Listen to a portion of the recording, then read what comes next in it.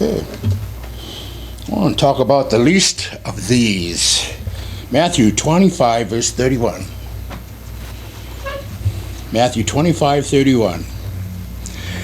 When the Son of Man shall come in his glory, and all the holy angels with him, then shall he sit upon the throne of his glory. Before him shall be gathered all nations, and he shall separate them one from another, as a shepherd divides his sheep from the goats. And he shall set the sheep on his right hand, but the goats on the left. Then shall the king say unto them on his right hand, Come, ye blessed of my Father, inherit the kingdom prepared for you from the foundations of the world. For I was hungry, and you gave me meat. I was thirsty, and you gave me drink. I was a stranger, and you took me in. Naked, and you clothed me. I was sick, and you visited me. I was in prison, and you came unto me. Then shall the righteous answer him, saying, Master, when saw we thee hungry and fed you, or thirsty and gave thee drink? When saw we thee a stranger and took thee in, or naked and clothed thee? Or when saw we thee sick or in prison and came unto thee? And the king shall answer and say unto them, Truly I say unto you, inasmuch as you have done it unto one of the least of these my brethren, you have done it unto me. Then shall he say also unto them on the left hand, Depart from me, you cursed, into everlasting fire, prepared for the devil and his angels. For I was hungry, and you gave me no meat. I was thirsty, and you gave me no drink. I was a stranger, and you took me not in. Naked, and you clothed me not. Sick, and in prison, and you visited me not. Then shall they also answer him, saying, Master, when saw we thee hungry, or athirst, or a stranger, or naked, or sick, or in prison, and did not minister unto thee? Then shall he answer them, saying, Truly I say unto you, inasmuch as you did it not to one of the least of these, you did it not unto me. And these shall go away into everlasting punishment, but the righteous into life eternal. In today's parable, the people are divided at Judgment Day. And as a shepherd separates his sheep from the goats, sheep are on his right, goats are on his left. He speaks to those on his right, and he says, Come, you who are blessed of my Father, take your inheritance. The kingdom is prepared for you since the foundation of the world. Then he goes to say, I was hungry, and you gave me something to eat. I was thirsty, and you gave me something to drink. I was a stranger, and you invited me in. I needed clothes, you gave them to me. I was sick, you looked after me. I was in prison, and you came to visit me. The sheep represents the people who were in the right, standing with Yahweh. They were puzzled by this. They said, when did we do this? When did we ever see you hungry or feed you? And when did we ever visit you in prison? When did we ever do whatever you just told us? Yeshua answered, I tell you the truth. Whenever you did for one of the least of these brothers of mine, you did it for me. On the other hand, those on the left, he said, you didn't bother to feed me when I was hungry. You didn't invite me in. You didn't even look after me when I was sick. They said, when did we ever see you hungry or thirsty or any of these other things? He answered, whatever you did not do for one of the least of these, you did not do it for me. I don't think we are always aware of our role in the practical things towards helping others around us. There are acts of mercy that we all can do every day. There's a story of a deacon An old deacon was leading prayer using one of the same old phrases, which was, "O Lord, touch the needy with thy finger." And all of a sudden, while he was praying, he stopped. The silence caused people to rush over to him and ask him, "Are you sick?"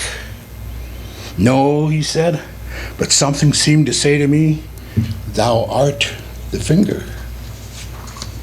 So often we pray and ask Yahweh to touch people, to do this and that for them, to meet a variety of needs that we could assist with.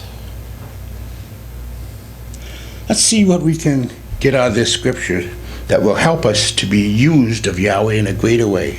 Number one, the least of these. The phrase, the least of these. We might wonder who he is referring to when he says, the least of these brothers of mine. Who do you think would be the least? You might say it's the poor.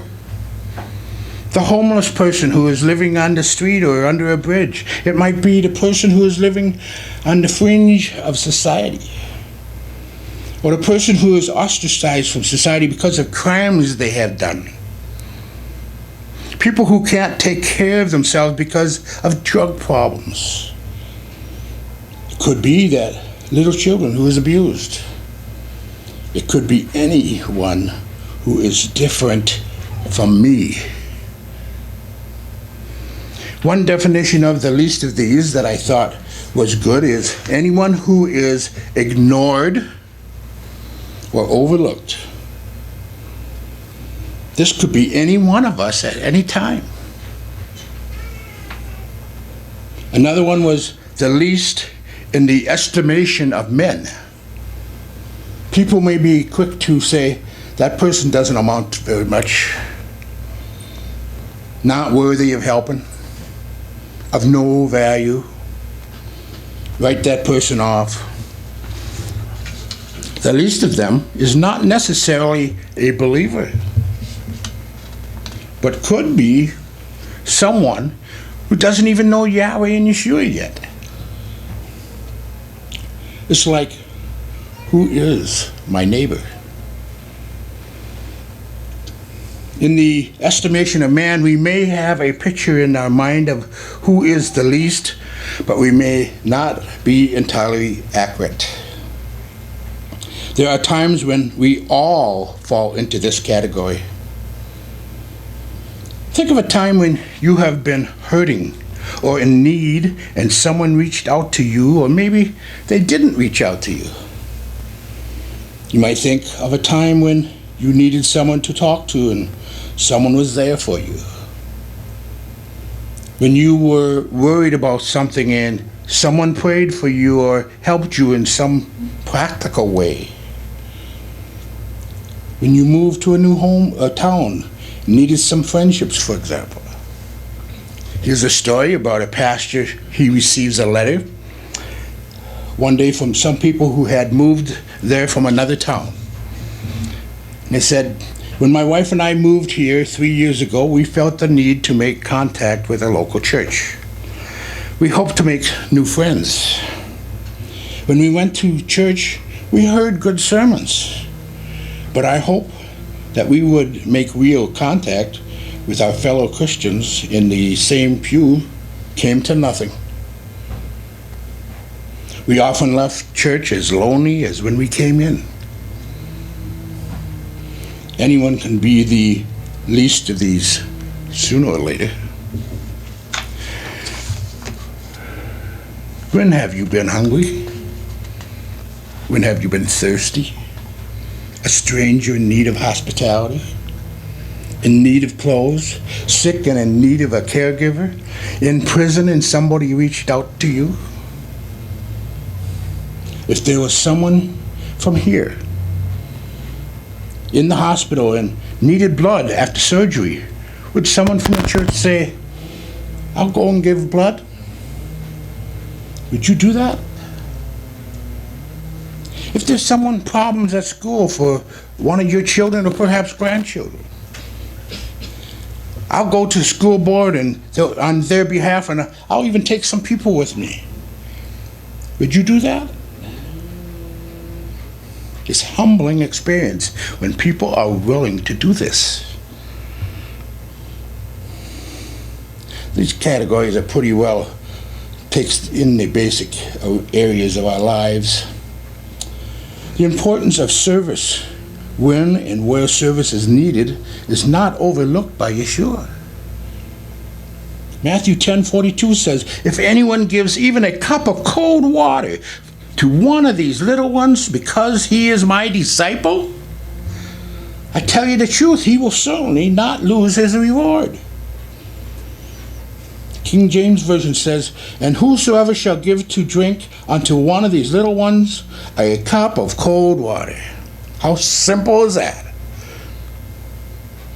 Only in the name of a disciple, truly I say unto you, he shall in no wise lose his reward. Such love for others glorifies Yahweh by reflecting our love on him or for him. Then we have, do unto me, Hebrews 6 verse 10, for Yahweh is not unrighteous to forget your work and labor of love which you have showed towards his name, in that you have ministered to the saints and do minister. The people acted surprised when Yeshua said, you fed me. You did this for me. They asked, when did we ever do that? He said, when you did it for the least of these, you were really doing it for me. There's a story about a cobbler. Conrad was a cobbler who had a shoe shop in a tiny village in Europe.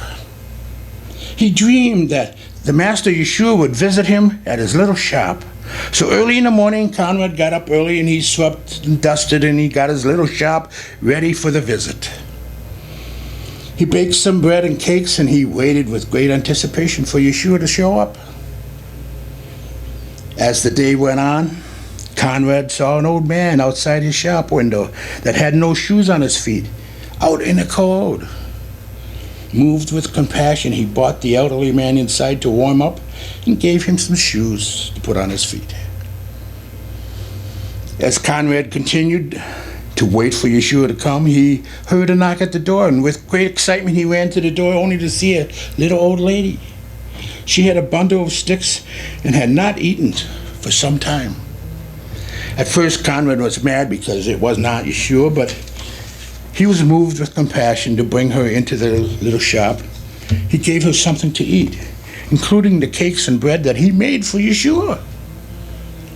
After she had finished eating, he carried her sticks out to the edge of town. And he hurried back in fear he'd missed Yeshua, but as he returned, the master still was not there. As the afternoon passed, Conrad waited, still no Yeshua appeared, and then there was another soft rap at the door. He thought surely this must be Yeshua. It was a little boy. He asked Conrad to help him find his way home. Conrad didn't want to leave, but his compassion led him to help the little boy find his way home. As fast as he could, he rushed back to the shop only to find it undisturbed. No Yeshua to be found. Conrad cried in his heart, "Why is it, Lord, your feet delay?" Then in the soft stillness in the little shop, Conrad heard a voice. "Lift up your heart, for I have kept my word. Those 3 times I came to your friendly door. 3 times my shadow was on your floor." Yeshua came as the old man with no shoes, the hungry old lady, and the little boy that was lost. Yeshua comes to us and those who do need help. They're hurting. They're hungry. They're thirsty. They're lost. They're sick. Perhaps they're locked up in prison. The body of Messiah is to reach out and help just like Conrad did.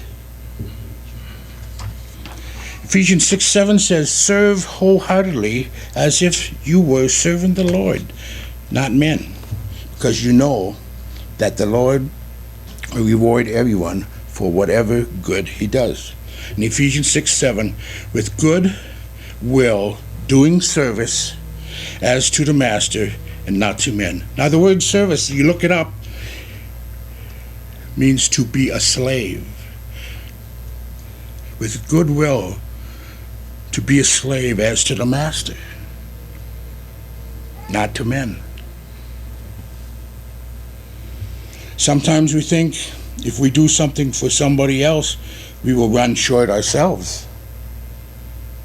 Proverbs 28 verse 27 says, he who gives to the poor will lack nothing. Opening your door to Yahweh and Yeshua, when you invite Yahweh and Yeshua into your life, you may be in for some surprises.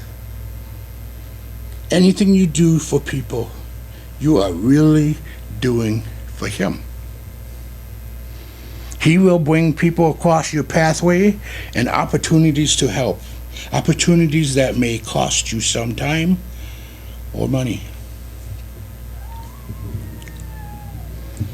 I have a challenge for you. In the next 3 months, find someone who is more in need than you are. It doesn't matter which scale of need you use. It may be someone who's hungry, someone's thirsty, someone who has been stripped bare of outward appearances, who stand very much alone. It could be someone who is in prison right now, or someone who is living in a prison of their own making, bound up by spiritual or emotional chains that are even stronger than the metal prisons that people get put into. Find someone who is more in need than you are. It may be a stranger. Welcome that person into your life. It may be someone very different from you. It could be someone in your own family who you are just not connected to with. The next 3 months, do something to meet that person's need. Think about areas of service where you find yourself serving the most naturally. Think about areas in which you have the most trouble reaching out. In living a thankful life, we will simply offer deeds of kindness to someone who has been overlooked or ignored, or someone who is considered least in the man's estimation, but not Yahweh's. I want to close with this story. It was entitled Finders Keepers. A wise woman who was traveling in the mountains found a precious stone in a stream. The next day she met another traveler who was hungry, and the wise woman opened her bag to share her food. And the hungry traveler saw the precious stone and asked the woman to give it to him. She did so without hesitation. The traveler left rejoicing at his good fortune. He knew the stone was worth enough to give him security for the rest of his life. But a few days later he came back and returned the stone to the wise woman. I've been thinking, he says. I know how valuable this stone is, but I give it back in hopes that you can give me something even more precious. Give me what you have within you that enabled you to give me the stone. Yeah, we bless.